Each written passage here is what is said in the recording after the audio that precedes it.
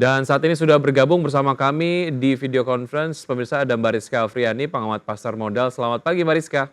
Selamat pagi, Mas Vicky. Baik, terima kasih sudah bergabung bersama kami di Market Buzz kali ini. Kalau Anda melihat data inflasi dari Amerika Serikat ini mengindikasikan ada kemudian kemungkinan The Fed sendiri akan memangkas suku bunga acuannya. Menurut Anda seperti apa implikasinya terhadap IHSG? Kalau kita lihat Wall Street kemarin kan juga menguat signifikan begitu ya. Dan kita lihat bursa-bursa utama Asia di pagi hari ini juga dibuka kompak menguat. Analisis Anda terhadap IHSG seperti apa, Mbak Rizka? Ya, pertama saya melihat bahwa dengan rilisnya data inflasi di US bulan April itu yang lebih rendah dari ekspektasi secara bulanan itu kan di 0,3%, sementara ekspektasinya di 0,4%. Di sini saya melihat bahwa pasar itu menyambut positif mengingat potensi penurunan suku bunga Bank Sentral AS ini kan semakin besar dan tekanan terhadap rupiah tentunya akan semakin berkurang. Kemudian kita bisa lihat juga bahwa data-data yang semakin bagus tersebut ini kan membuat optimisme pasar juga semakin meningkat. Dan kalau kita lihat terhadap IHSG sendiri, di sini juga bisa berpengaruh positif terhadap IHSG, tapi untuk IHSG perlu diperhatikan karena saat ini saya melihat ada kecenderungan penguatan yang terbatas karena akan menguji level resistennya di 7.200 dan level supportnya itu nanti ada di level 7.140, sehingga investor juga perlu kewaspadaan, jadi tidak terlalu agresif dalam melakukan akumulasi beli. Dan yang perlu diperhatikan juga, walaupun ini sudah membaik dari data inflasi, tapi juga tetap kita perhatikan mengenai data yang akan rilis pada malam ini, pada hari ini, khususnya data klaim pengangguran di AS. Karena kita lihat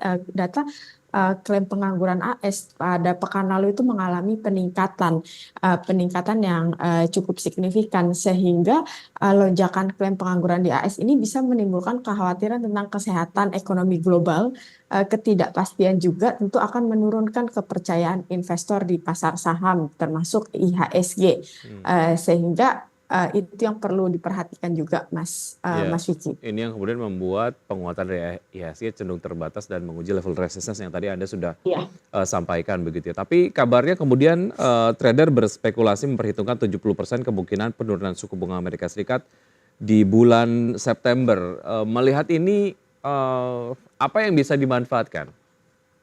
Iya, melihat ini memang ada sekitar 70-an% trader mereka memperkirakan peluang pemangkasan suku bunganya cukup relatif besar ya. Jadi sehingga yang perlu kita manfaatkan adalah biasanya pasar itu relatif mengalami penguatan ketika ekspektasi dari penurunan suku bunga The Fed, di mana kan nantinya targetnya itu mendekati 2% seperti yang sebelumnya ya. Jadi yang perlu kita manfaatkan adalah bagaimana kita melakukan akumulasi beli ketika pasar sedang mengalami penurunan. Misalnya untuk saham-saham big caps kan beberapa pekan lalu mengalami penurunan yang signifikan. Kita bisa mulai akumulasi beli secara bertahap, cicil beli gitu.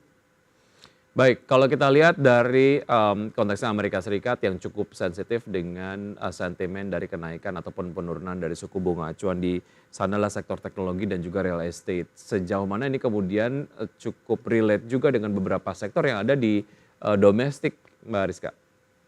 Iya, kalau di domestik saya melihat bahwa sektor perbankan yang paling terlihat pengaruhnya terhadap kenaikan suku bunga The Fed.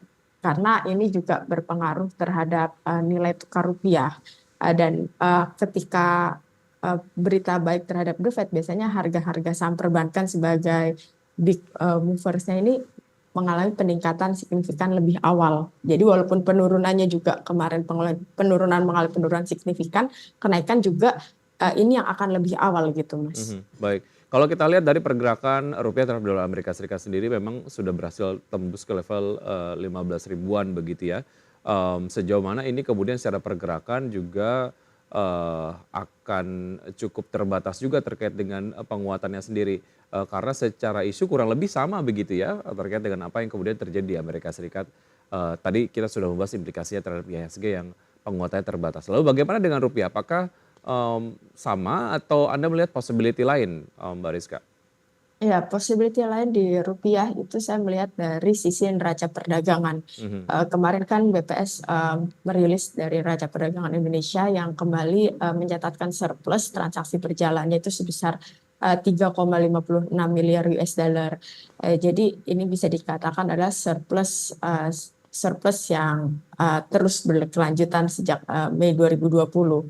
Dan dengan adanya surplus ini kan ini artinya adalah nilai ekspor kita yang masih lebih tinggi daripada nilai impor. Mhm. Dan juga bahwa ekspor kita di April 2024 itu mencapai 19,62 miliar, sementara itu impornya tercatat 16,06 miliar US dollar.